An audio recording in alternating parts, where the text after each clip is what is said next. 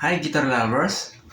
Today my tutorial is about how to know if our guitar or if your guitar is in tune or out of tune.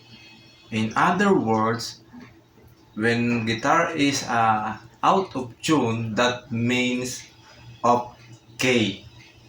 Off key. I repeat, off key. In other words, the guitar that gives us sounds out of tune, that means okay. Alright, so this tutorial is I'm giving you the specific about information about maybe someone's or do not know what are the name or what the name of each string. So today I'm giving you the name of each one string. This is first string, the name is E. E. E note. And the second, B.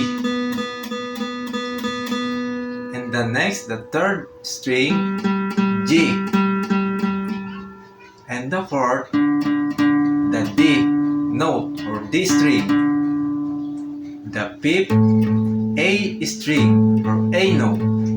And then the sixth, number 6, lower E.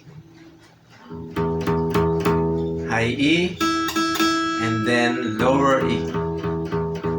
So how to know when the guitar is in tune?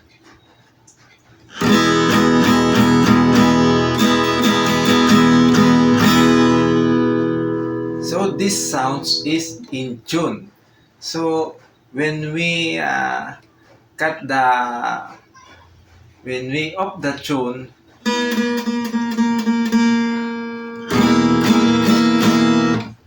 this sounds is out of tune or off key. So let's going back to the how to tune. So this one you should be the same the sound of this you can consider as the string you should follow to tune. So you need to make the same sound. So let's check.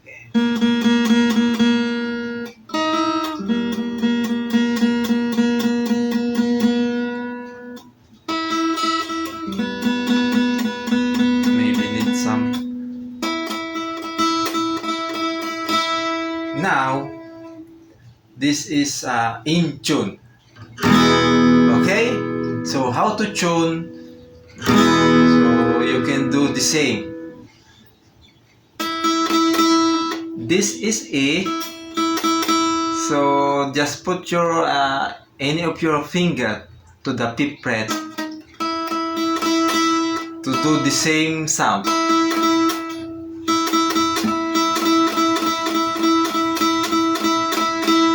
Okay?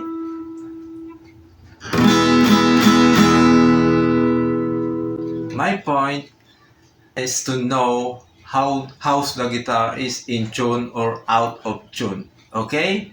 I hope you this tutorial gives you a lot of things that you need to know. Okay? Alright? Thank you for watching and I'll count on you on my next video tutorial.